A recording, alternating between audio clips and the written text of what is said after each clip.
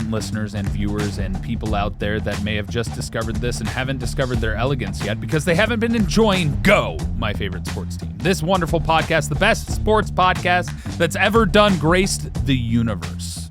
I don't know if we can make that claim. Well, it's an opinion. So. Analytically speaking, I don't know if we actually rank that high in terms of the rating. Which is also interesting because we're talking about a lot of analytics today. So should we, discuss the analytics of our analytics? Yeah. Transparency. That's what it's all about. Our profit margins are... Our profit margins are nothing because you're not paying us anything. Yeah, you don't have a paywall. Why don't you start throwing money in our general direction and I'll be maybe happy. I'll give you a hint. It's this direction. Well, anywho, you said listeners, viewers, and then other people. What are they doing? Feeling the vibration of the sound of our voices. Feelers. Is that what it would be? Feelers? Oh, you feelers out there. You empaths.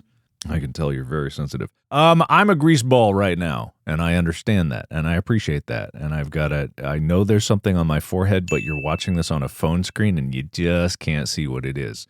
You're like, oh, does Mark have a mole on his head? Oh, what is that? I see it. You're going to have to look at high definition to figure out what that is. So all your feelers out there, you're never going to be able to feel this. Oh, they could, though. Listeners, I'm going to echolocate a high-pitched sound, and you're going to have to get a sonic map of my face.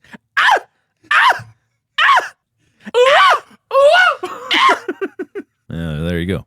Well, Chica came running when I did my sound. Sorry, Henry. Was that? No, Henry's running away from you. No, his tail's up. He likes it. But I'm Tyler. I'm your Sports Knower host, and joined by Markiplier, the man, myth, legend himself. But you already knew that from his echolocation. Mm-hmm. Yeah, my patented echolocation.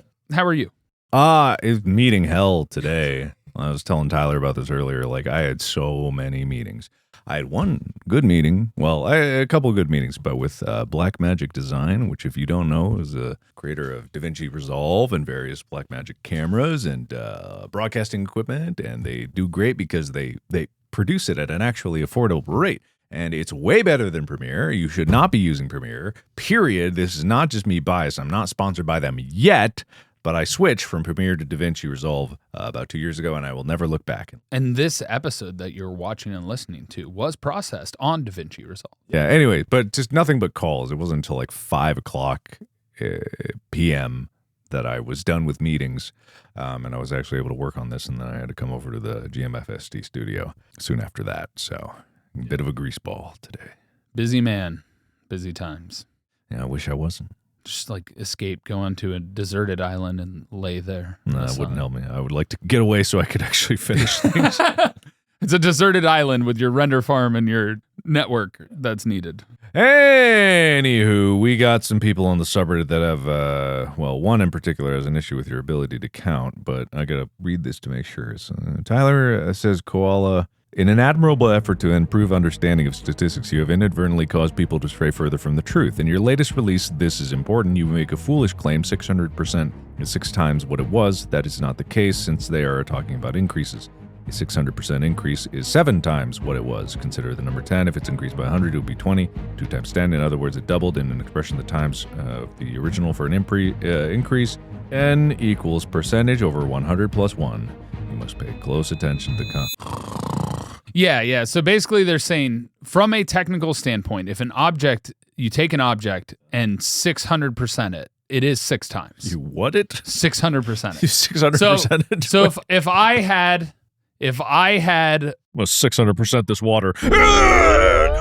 If I had $1 and I had 600% of $1, I would have $6. But if I increased that dollar by 600%, I would have $7. You'd have $7? Yes, so if you increased by 600%. You just revealed our revenue for this podcast, $7. So it's basically the word is the thing that causes the issue. It's not that 600% isn't 6 times, it's that... Look, people get bored hearing some of the more analytics of the sports. Let's not bog them down with math this early on into the episode. It's like the ship of Theseus. You don't know what it is unless you know the origin of its parts. Yes, exactly. The prophesizer says, why do they talk about Caitlin Clark so much. I know she's great at basketball and stuff, but like, it's not like she's the greatest basketball player who's ever lived. She's not even the greatest woman's basketball player. And even if she was the greatest,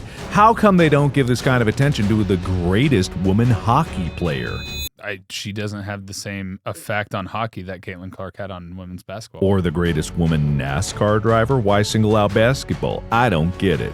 To clarify before I pose I understand she's amazing. She's not just some basketball player. Why I focus on her? It's because it's popular.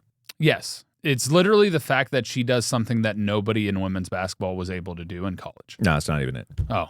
I read almost every week a top 10 most engaging post headlines thing. I didn't make the posts. I just compiled them. And you know who's in that list a lot? Caitlin Clark. I don't know sports. I hope you understand this. Even after all this time, I kind of have a cursory understanding to get myself through a conversation. I don't really know. So the only way I'm able to keep up is by having a top 10 list in front of me and pretending like I know what I'm reading. But as you've heard in the cricket news articles, I don't know what the hell I'm talking about each and every time. Well, the cricket articles, it's like a whole different language, and that's what makes cricket hard to understand, because like we understand baseball terms because they're ingrained in our English language and our society to the point to where we like understand fly ball and different things like that. The majority of people do. Why did you pick fly ball? I don't know. Strike. No, there was another one. Out. Home run. Grand slam. Stealing.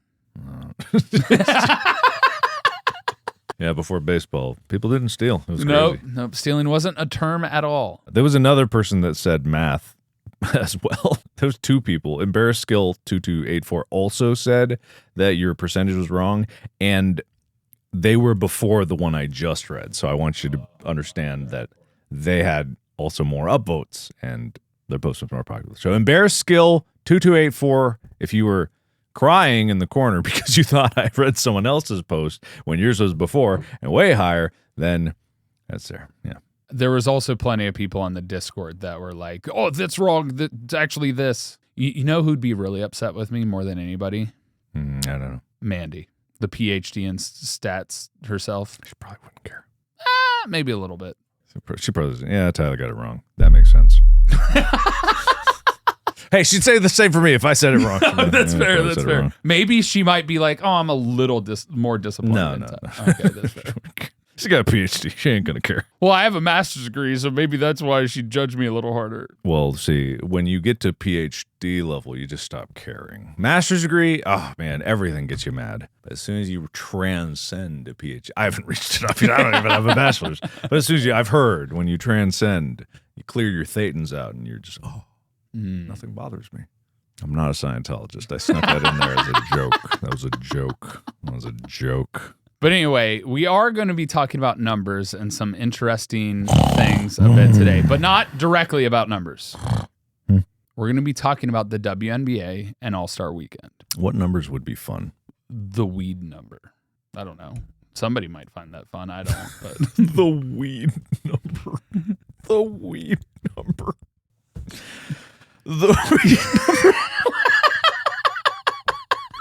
What is this, a slur? Can you not say it? Well, you said what number? I didn't. What was I going to say? So like topic. Like what topic could it possibly be entertaining with numbers in them? I don't know. I like math and physics, so for me, no. You don't get it, man. I don't get it. Do you have an answer? No, I was asking you. So it was an actual question, not look, if I had the answer already, it would have been a rhetorical question. Yes. And then I wouldn't be actually here for a conversation. Wouldn't be a podcast at all. You know what? Sesame Street made counting fun, so that's important. It's totally different. This is not related to anything you just said. I watch K-pop Demon Hunters. I haven't watched it yet. It's on my list. It's great. It's on my list. It really is a fun watch. It's fast. It takes nothing to watch. It's very entertaining, and honestly, it's phenomenal. I like it a lot. And I'm not a K-pop guy, even though I'm Korean. Like I'm not super into K-pop, but it was such a good. As a musical alone, it was really nice. It's on my list. I have a long list, but it's been moving up my list. If you just put it on, you won't turn it off. Guarantee you. Gotcha. All right. Well, speaking of K-pop Demon Hunter, I don't know how this is related, but that's my transition. We are talking about the WNBA today and the WNBA All-Star. This is an easy connection. Women. There were women in the movie. Women playing basketball. Women at the top of their talent in the movie. Yeah. Yeah. So it's top talents. I already made the connection. You can sorry. rest. I was you can more rest. thinking, Relax. Leave the connecting to me. I may not have a degree in statistics, but I'm good. The WNBA All-Star Game took place on July 19th, Saturday, July 19th, with Team Collier versus Team Clark. Okay. Now, the format of the WNBA game is now similar to the format of the NBA All-Star Game, where they assign team captains. There's a roster of all-stars, and the captains then are able to pick their teams. Most interesting thing that happened in their pick, it was televised. They didn't trade any players or trade any picks, but they ended up trading coaches and agreed to trade coaches. So at the end of their pick, they had the option to trade players or negotiate to trade players, and they had decided they were going to trade coaches from one team to the other. Trade coaches? Man, that's going to be weird. The two all-star coaches. Wait, how does that... What? I don't know. I guess Caitlin Clark wanted to work with a different coach that she had worked with previously, and the other player wanted their coach or something along those lines. Weird. Huh. Does that happen a lot? I feel like that would be insulting almost. We don't want you to be our coach. Get out of here. Kind of rude. Making me see Caitlin Clark in a whole new light. So these two were voted, by the way, as the first pick for the fan vote leaders for their respective amongst all the All-Stars.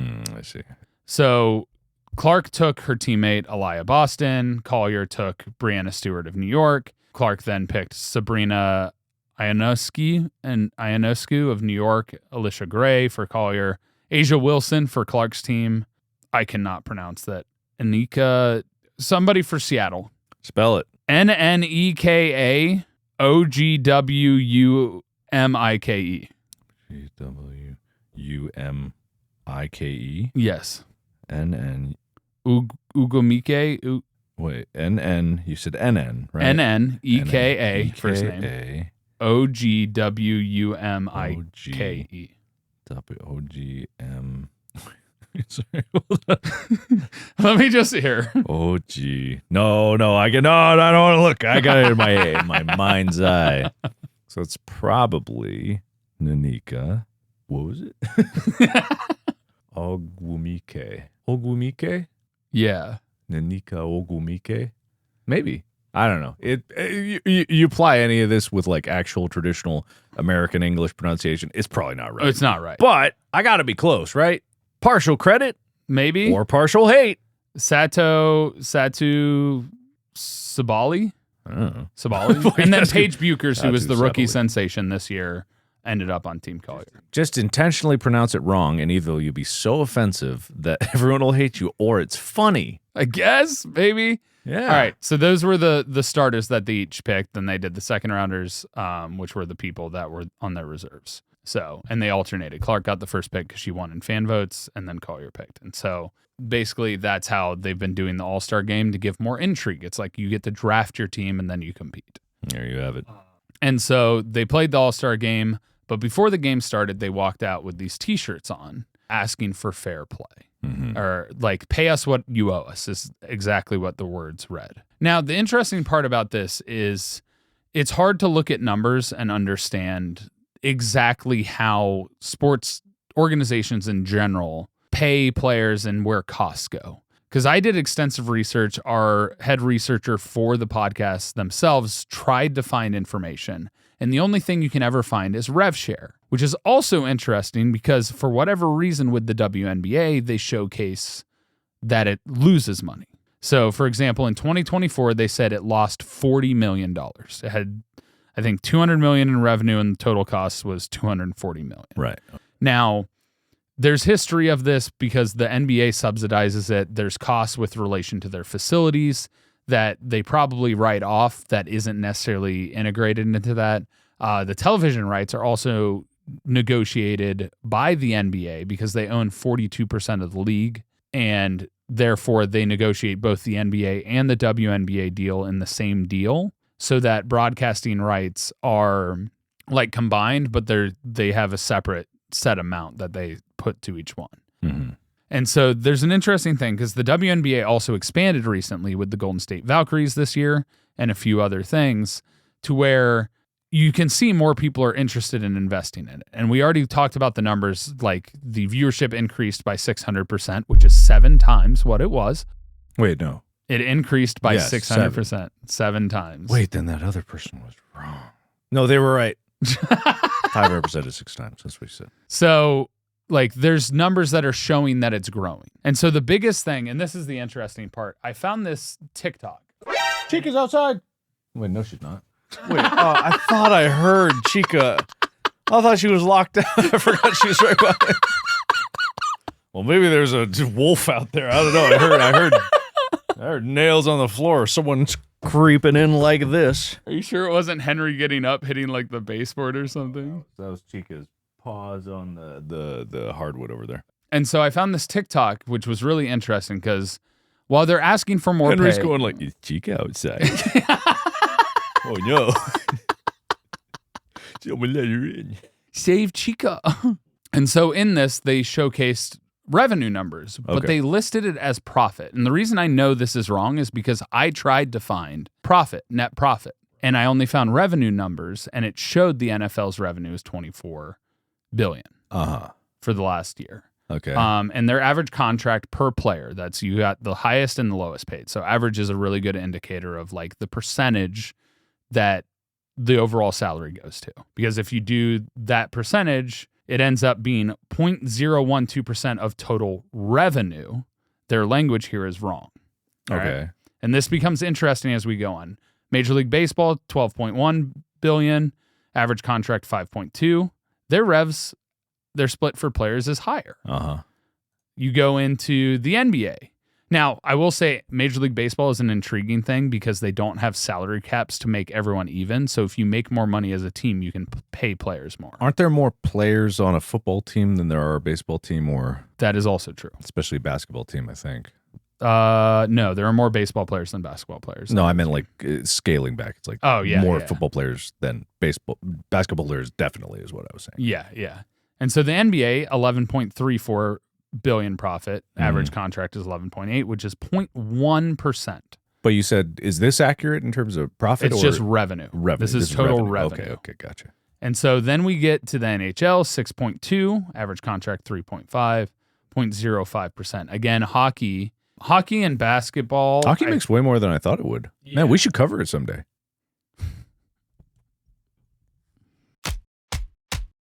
I'll get it someday. Don't worry, guys. I'll get that. And then we go to the WNBA. And this is an interesting thing because they talk about actual profit numbers here. And so they actually lost $50 million because they said it lost $10 million over multiple years. And then they add the $40 million from the years before. Okay. And it says, all right, so let's do the math here. And so they're trying to say the percentages based off profit versus revenue. Now, if you change this to 200 million, that is the actual revenue number from 2024 for how much was paid. And so I did the math by going over to this chart, and you look at it, corrects it, see how it's a 10.5 billion and it says revenue, whereas the TikTok was wrong and said profit. Yeah.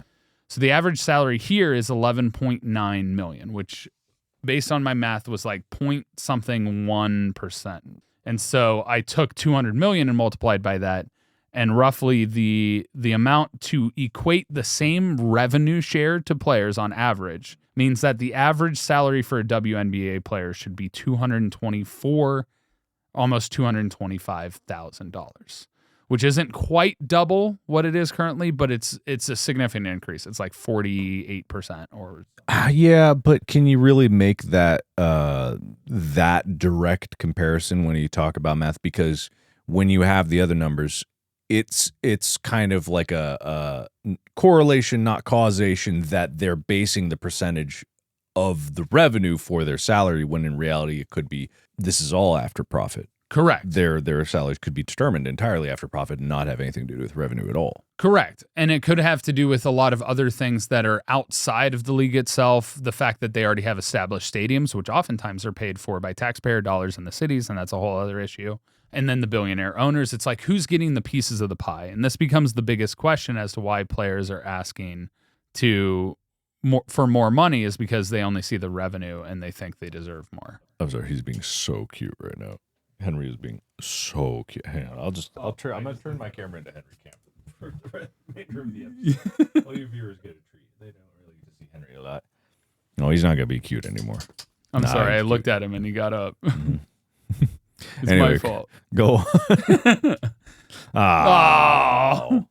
I apologize for interrupting. No, you're good. I was just saying there's a lot of hidden numbers, and this is the thing about this research and why it's intriguing to me. And we'll talk about the WNBA and the history of it and stuff afterwards. But it's just an interesting conundrum that exists with all these players who, in a league that's subsidized by another league, that's supported immensely by another league, that are coming out saying, pay you what you owe us, when it's not like they're not paying them their salaries based on the contracts they signed. It's just they see details in the sense of it's growing, viewership is increasing, and they want a better split because they're looking at revenue numbers and comparing it to what is considered what they see is the revenue split amongst other players around professional ranks, especially for men. Mm-hmm. And so I also agree women's pay should be relatively equivalent or equal to. Mm-hmm. If they are the best in the world at their job and the other players are the best in the world at what they do, they should be making relatively equal pay in the sense of based on the revenue, not in the sense of they're going to get paid $11.9 million when the league doesn't even make enough to be able to pay people that. Yeah. But it's also it seems like, we're in an interesting situation with the WNBA where the growth is happening, but players are also shitting on somebody who's really pushing the growth in Caitlin Clark. At the same time are asking for more pay, but they also want better refs. They want better facilities. They want access to all these other things, which also incur higher costs because they also just got charter jets instead of flying commercial, which ended up increasing the cost for the entire league-wide.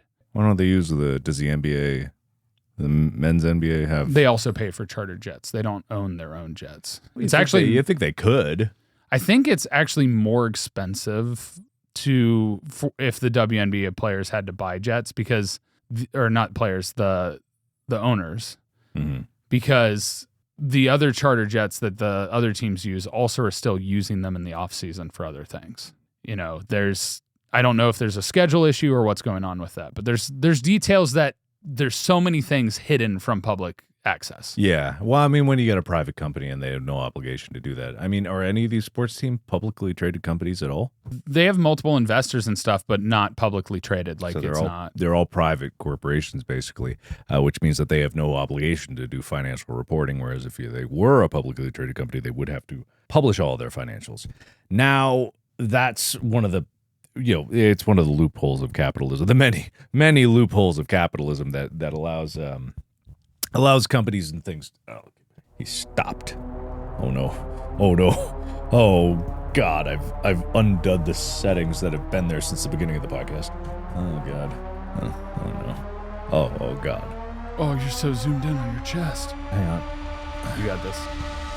Well, I don't know why I was so zoomed out in the first place. Wide angle don't look good for nobody. Oh no, they're gonna see that thing on my head. I think that's pretty close to where it was. Yeah, whatever. It don't matter. What was I saying? Some insightful and cool and intelligent. Something about hidden numbers and yeah. Well, in entertainment in general, that's what I was gonna say. All these companies hide their numbers because it's advantageous to them. If you think that there are going to be people in these companies that are honorable and definitely won't cut corners or definitely won't fudge the numbers if they can get away with it, guarantee every company is fudging the numbers as much as they legally can. And the more illegally they can do it, legally, without getting caught, the more they'll do it. Because of course they will. They're a company. Their entire purpose is to make money. And so when you have a company like this, the WNBA, I mean, they're all owned by the same person, so to speak.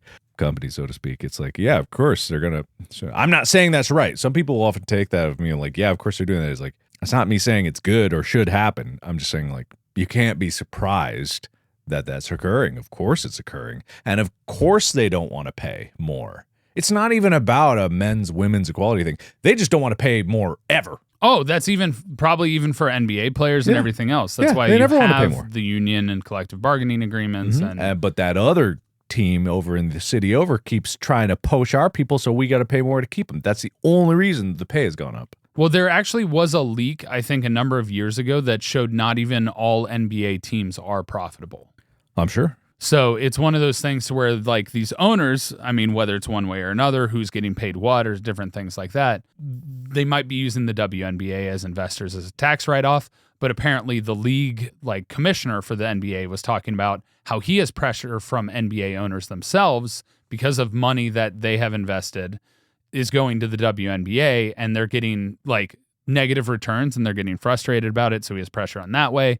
So there's a lot more, like, different things involved than it's just like, this is the rev share kind of situation. Because it's also like a rev share of billions of dollars. Yeah, I'd give more of the billions away versus a rev share of like $100 million, because the numbers being smaller means that the percentage amount given away is also just overall less for everybody. Yeah. When you got billions, why not just chuck them out the window? Yeah, why not? not? You got billions to waste. Why not, buy food for people or something, or pay for healthcare for people? Yeah. Be wild, honorable. Oh, yeah. There's a lot of honorable billionaires out there. Yeah, well, yeah. If they did this, I mean, they can't be a billionaire without having honor, right? How else would they get there? Exactly. Good people doing good things are the ones that are rewarded with money. Isn't that true? It's true. Don't look it up. Yeah. Trust us. We're good people. Censor my face when I do that. All right, uncensor me. So there's a lot of things going on with this, and it's a big talking point where NBA players are getting upset because they're trying to support, and they also are they're giving some of their money away in their eyes to make the WNBA exist. People are talking about various different things. It's causing a lot of commotion. Which players are mad? The one I saw was like Draymond Green, but I don't really like him. Wait, let me look up Draymond Green's salary. $4 million. Yeah. See, this is the thing. A lot of people. Well, it's also like people even looking at the average salary for a WNBA player are like, oh my God, I do a lot for that. And you play, I think, so many, 50 games in the season, I think, is the WNBA? Maybe. I don't know. But there's a lot of people. I'm not just singling out Draymond Green here. Not that he even gives a shit what I think. But the thing is, there are many people out there who never see what they have. They only see what they're missing out on. And that's a common psychological thing. It's a very human thing to do when you're like, you could have $24.11 million per year in your, well, not in your bank taxes or whatever, but you're getting that salary, and all you can ever think about is how much you're not getting. Which is crazy to think about because it's not there in the first place. Yeah. You're so obsessed with what's not there that becomes all you think about, and then you ignore all that's there, when in reality you're getting paid $24 million. I don't think Draymond is thinking about how much money he's losing. That I worded that wrong. I think he's I think you worded it exactly right. I am going to make that statement. I do think that is often what happens. People do think about what they're not getting or what they could lose. Yes. Even if it's such an astronomically distant outlier from where the normal thinking where that would apply is. Like, if you have one loaf of bread and I have to give it away to someone who didn't earn the bread, I'm going to be like, okay, yeah, that's half my bread. I won't get enough calories. When I have 24 million loaves of bread and I'm like, but all those people starving want my bread, mine, I'm going to lose out on so much bread. But I not to put words in Draymond's head. No, we hate Draymond Green here. We hate Draymond Green. I dare you to come to this podcast and face us. You would wither against the hate that Tyler has for you, sir. But I think it's an emotional thing in the sense that WNBA players, he feels like it's a slap in the face when they're trying to do everything they can to support them, and it's a thing of it's not enough. And I think that's ultimately what's coming across in a lot of ways is it's like people are doing a lot. Like the NBA did not have to create the WNBA. It was a thing that they were like, hey, this would be really good to encourage young women to be able to get into sports and get into basketball. And this is something that maybe is an opportunity that it could become profitable. It could be something that's good for the league in general. Mm-hmm. and especially establishing just a women's professional league in general are big steps that we have seen showcased more and more recently, like the PWHL that basically got established relatively recently. Right. Okay. So like these are different things that it's like these didn't have to happen, and it only makes sense for a league to have to be able to stand on its own 2 feet to then be able to rise to the occasion. And we are seeing that happen with Caitlin Clark's popularity, with Angel Reese's social media following, with the stuff that's going on now, to where it's like, hey, it's getting attention, cultivate it and grow it, and create the product to make it so it stands on its own 2 feet, and then you get to that point. Yeah. But at the same time, I'm always of the mind, well, not always, there are exceptions, of course, where I'm like, fight for what you want. True. Where I'm very much like, hey, shout from the rooftops that you think you should be paid more. I believe that's their right to do. And if it's wrong in the moment, like this, like a few years ago, let's say they're like, I want to be paid equivalent to NBA. I'm all about them shouting that as much as they want. They are probably wrong 10 years ago. They're wrong now to be paid equivalently because the money just isn't there. Yeah. Wrong doesn't mean morally wrong, right? It's just a factual incorrectness where you can't be paid as much now. But I'm also just like, yeah, shout it. And also people being like, hey, they shouldn't shout it. I'm like, all right, sure, say that too. Like the more important thing is like if it was, hey, don't ever fight for what you think you deserve, that's not right, you know? Yeah. But there are exceptions. There are exceptions. There are always exceptions. For me, like, pay us what you owe us, I think, not to be semantic, I think the wording should have been better. Because they're not owed that. Uh-huh. It's pay us what we've earned, I think would have been better. Not as catchy, though. True. See, pay us what you owe us got a lot of attention. It did. And that's the objective, which I think they accomplished. But the other thing that really upset me in this situation is a situation that happened. Caitlin Clark's team, unfortunately, wasn't at the meeting, and Caitlin was probably doing something else. Oh. And one of the players, Kelsey Plum, threw shade at her in a interview, being like, somebody seemed to be absent from that meeting, blah, blah, blah. And then I saw a TikTok recently of her like making a player cover up a shirt that said like was a fan of Caitlin Clark to take a picture with her, like a few other things. Like the jealousy that is very obviously showcased because the fandom that Caitlin has brought to the league from college and stuff. Mm-hmm. We've talked about it with like the actions on the court, and it's just being overblown to where players are throwing shade at somebody who really has helped the league rise. And that's not to say that to discredit Kelsey Plum or all the other players that were there. Like, they're great athletes. They're at the top of their game in women's basketball. But when somebody is helping you rise and isn't doing anything vindictive towards you, I don't see why you make comments like that. Well, okay, here's going back to what I was saying, and I'm now in the devil's argument, so I'm going to stick with the devil's argument here. I'm not entirely saying that this is even more of a not always than the last thing I said, but also beat your chest. Get the ego. That's how people do get better. Is like when they have, this is human psychology. When they get hurt, they lash out, right? Mm-hmm. When their ego is threatened, they lash out. But that in and of itself is a sign of progress in the right direction. The WNBA players should have an ego. They should feel threatened. They should say, well, not always, but they should say it because it's going to cultivate within them the competition. They're airing their own doubts. They're telegraphing what they really feel by going like, oh, she's not that great. Because internally they're like, oh God, she's probably good. And am I good? No, I'm great. And you got to build up that ego. So Chica's not outside. You have to, like, and of course, like I'm saying, this is devil's advocate here. But at the same time, it's like that ego and showcasing it, number one, for entertainment for everyone involved. People love drama. But number two, for yourself, for their self-identity of like, who am I as a player? How can I compare to this person that is getting so popular if I thought that I was really good at what I do? I need to be better. And I'm going to say it and I'm going to do it because I'm going to stand by my actions. And I think not everyone's going to be able to succeed in that. Some people are all talk, no action.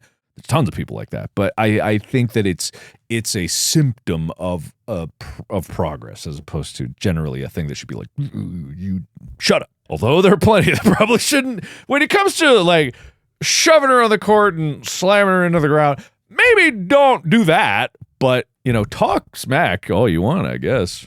No, not all. But it's not. Yeah. They weren't talking smack. It was just like, oh, this person happened to not be at the meeting. But It's then, shade, But yeah, it's then shade. she still wore the T-shirt and stood in solidarity and did everything with the rest of the players. It's not like she was like, no, I'm not going to do this as everyone else is doing it. She did exactly that. So it felt like it was unnecessary shade. When you have someone like that, it's like they have to be a saint. It's like the drops in the buckets don't matter. It's like anything they're like, oh, they didn't contribute anything at all. Yeah, I mean, you've probably been. But it's like situations that. alienating somebody who's helping the league rise in a big way. And I'm not saying that's a bad thing, but it's like I'm saying not everyone thinks that way. The people that are saying that out loud are probably a minority in the WNBA, right? I would hope. I think it is a minority. There's probably plenty of people in the WNBA that are super fans. But also, if you start shouting for the rooftops how great she is, then you're a kiss ass. But and then you just the thing is, you don't have to say anything, is my point. And that's what they do. They don't say anything. The people that are supportive don't say anything. And honestly, like, no one should really be saying, like, she's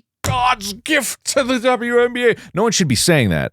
No. Unless they're on this podcast. And we'll say that to them. At the end of time. But yeah, it's like, they shouldn't say it. I agree. But devil's advocate, it's a sign that they're thinking the right thoughts about it. They're not saying the right words, but they're thinking just as a human to human level. They're thinking the natural psychological cycle of self-improvement, and as a league it will grow because of that ego.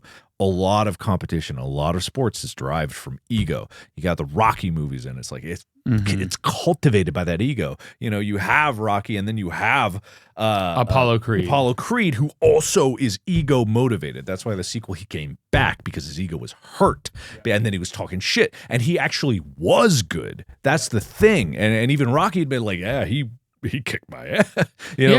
It's the ego, and I know that's a story, and this is real life, but the stories are real life. All of it comes from real life. True. The stories, yeah. So it's not good, devil's advocate, but also not bad.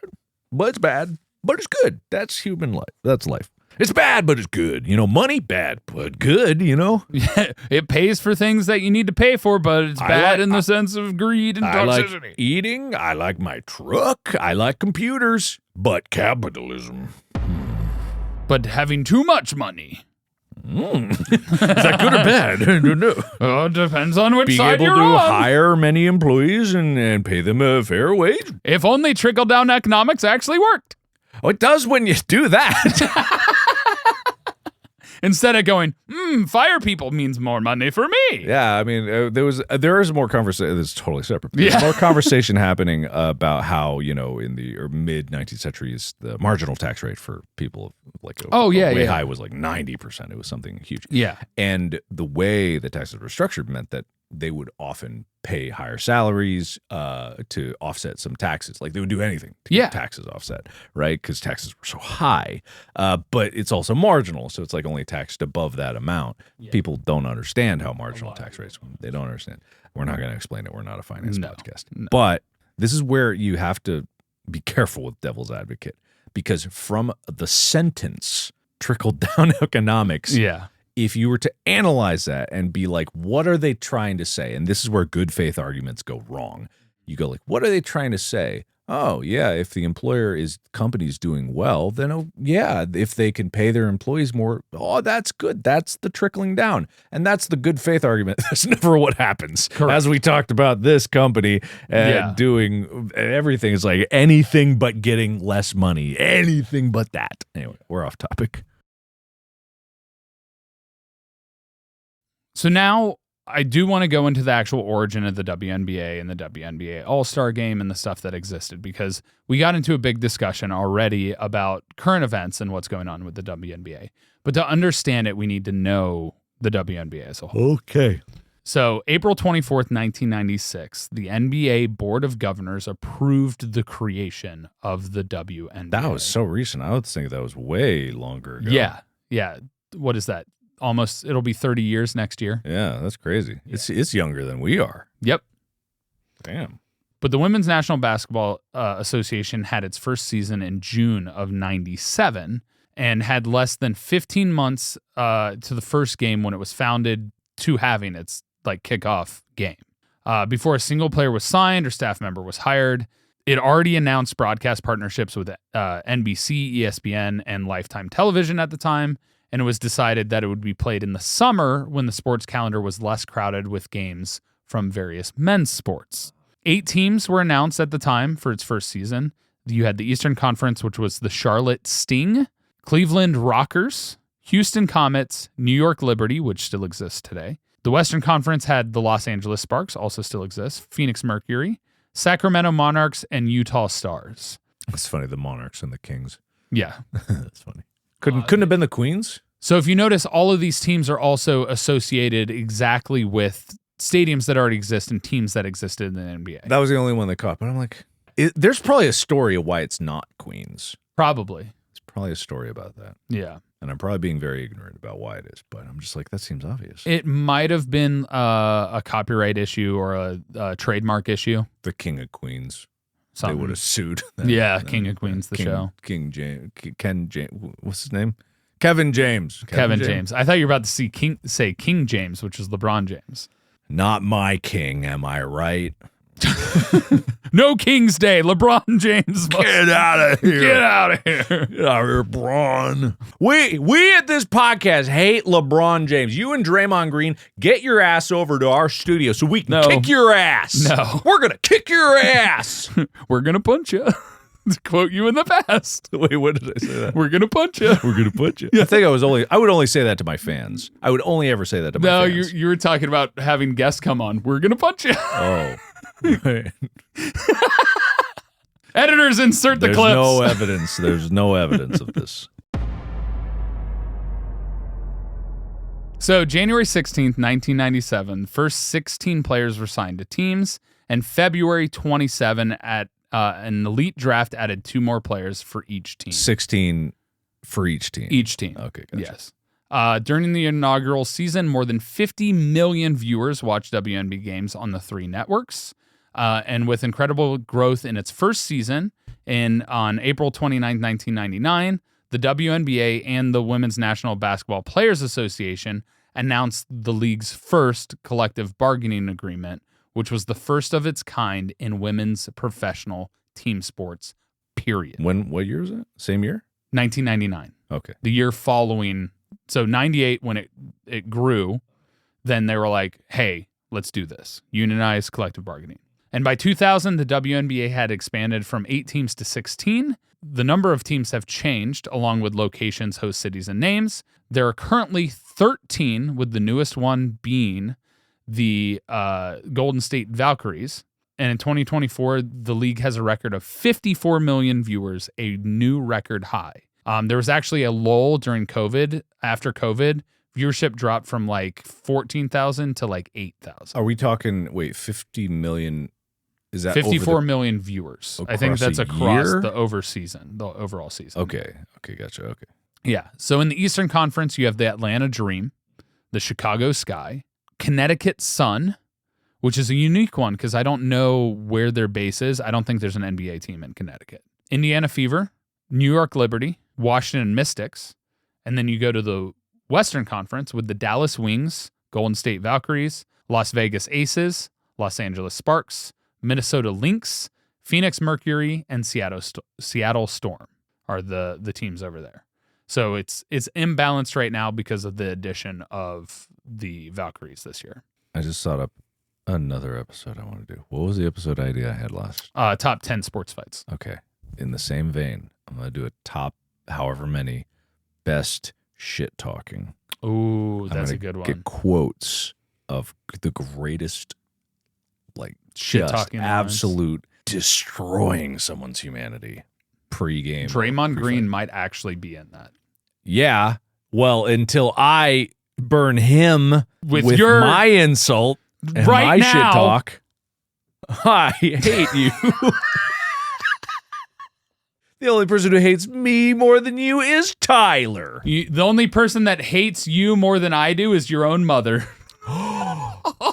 Is his mother, I hope not. I hope your mom is loves his you. relationship with his mother good? I don't know. I'm gonna look this up. What if his mother's passed away? You son of a bitch. Well, then he can't come back at me because my mom passed away too. So we are more alike than we are different. I am Googling Draymond Green mother. She seems alive.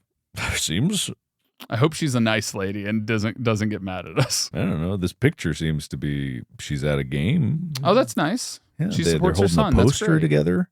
We're going to get so much hate from Golden State Warrior fans. I'm not. You will. It's true. I'm telling jokes. You insulted his mother. No, I can't said his believe it. mother insults him. Is that insulting his Yes, mother? insulting his mother. Yes. What do you mean?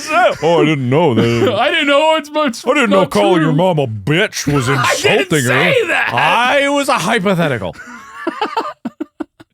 And so then we get into the WNBA All-Star Game, because this is the establishment of the WNBA. The NBA established it, voting from the governing body. But the All-Star Game, the first one was July 14th in 1999, which was after their massive growth, after the collective bargaining agreement. They had the inaugural WNBA All-Star Game at Madison Square Gardens in New York, and it was televised on ESPN. What year was this? 99. Oh, so everything really kicked off 99. Yeah. A crowd of 18,649 people attended, and the Western Conference All-Stars were led by Los Angeles Sparks center Lisa Leslie, who's been in the news speaking about the league, and Caitlin Clark and a few other things. And they were the game's MVP, whereas the Western Conference defeated the Eastern Conference 79-61. All-Star excitement continued in 2000 as the game then was hosted in Phoenix. And then the Western once again won over Eastern, with Tina Thompson capturing MVP. There's been an All-Star game almost every year since 1999, and the 2025 edition just happened. And basically, it's just an exhibition game where the league's best players play off against each other, and they're chosen with the team captains who get the most fan votes now. They then pick their 8 additional starters, which they pick 4 for the starting, and then the rest are reserve players or bench players, but they're all all-stars and get playing time. The 8 starters are selected based on the breakdown of fan votes, which is 50% of the points for players to be in the all-star selection. Player votes is 25%, and media votes 25% in the valuation. So I've lost all numbers that you said. Everything went in one ear and then disappeared. cool. He's learning. Whenever I say bullshit, you just gotta just dust it off and carry on. And then the extra players for if anyone's injured and need to be replaced is selected by league coaches. And there are 12 total selected. All right, fair enough. It reminded me that we did on one of the shows. It was an improv sketch, and you were playing my son. You were like, "Oh man, I was going to murder you in the woods." Is what I was. I had an axe in my hand. You were like, "I'm just really glad we went on. I love you, Dad." And I went, "Great." Why don't you go look over there? I don't know. I just thought of that. My favorite is still the time I had no idea what Wade was doing. It was the LA show. And I had just done the interview, and I came off the interview from the person who was on stage, and I had no idea. Wade was playing like a kid, and I go, "I'm sick of your attitude, Mom." And he was like crying with his thumb in his mouth. Like, I really shat all over his scene. I know butted the shit out of Wade. And you didn't even know but him. You're just like, anyway. Because I spent so much time trying to be like, oh my God, Wade's playing a character. I don't know what it is. I don't know what it is. The only one I can remember is the mom. I'm just going to mom him. He's going to become the mom. This is where questions, this is many years ago, so I feel like I'm better at improv now, and I would just be like, who the fuck are you? And he can say he's my mother or not, and then I have amnesia if he's my mom. Fair. Okay. Yeah, so I think down the road, I would love to do improv one day again, like for realsies, but not in a theater and not where you could watch. Shut up, everybody. Just kind of like do training again, like work on it as a group. Or... Yeah. I mean, I do it plenty with videos in the podcast anyway. I feel like I still do as well with various things in life, and then streaming again and things like that. But yeah, well, life's one big improv. It's true. That's true. Everyone's making it up as they go. That is true, actually. That is very true. And that's improv. So, I mean, well, squares, rectangles, rhombuses, circles. That's neither of the things that I said. That's none of the things. I said squares, rectangles, rhombuses. You fucking say circle? No. Your contribution is terrible. You're never going to be an improv artist. No! But that's going to do it for this episode. I had more stuff about like the revenue, but we already got into the nitty gritty of that. They're hungry. They're going to eat us if we don't feed him. Oh, no. Henry needs his medicine. Yeah. Right, buddy? Whenever I talk to him, he just freezes up because he really understands. He really does. He really understands, but he's very intelligent. But You wanna point the camera at him for the outro? Henry, you're out of frame. You went out of frame. It's just his tail. All right, that's fine too. Yes, thank you everybody for listening to this episode of Go My Favorite Sports Team. Be sure to tune in more. Follow for more episodes coming. There he is. Wow, you've been blessed with a Henry today. Be sure to follow for more amazing episodes where we talk about Caitlin Clark a lot. And then we talk about how corporations really don't have your best interests in mind. So be sure to look forward to that next week. Thank you. I'm Markiplier. He's Tyler. You can find us at our respective channels. Tyler's streaming again. Apocalypto_12. It's actually changed it to Tyler Scheid. It's just my name. It's his name. It's wild. What a loser.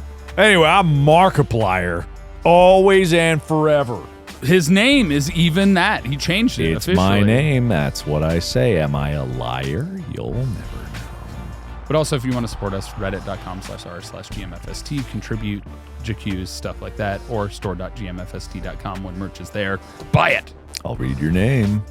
Maybe if I remember. It could happen. All right. Bye. Bye. Henry, say bye. Thank you, bye. Thank you, bye. Thank you, bye. Come on. Hop. Hip. Henry. Henry. Hop. Hip. Hop. Hop. Hop. Hop. Henry. Henry. Henry. Yeah. That's him saying bye. He walked away. Henry.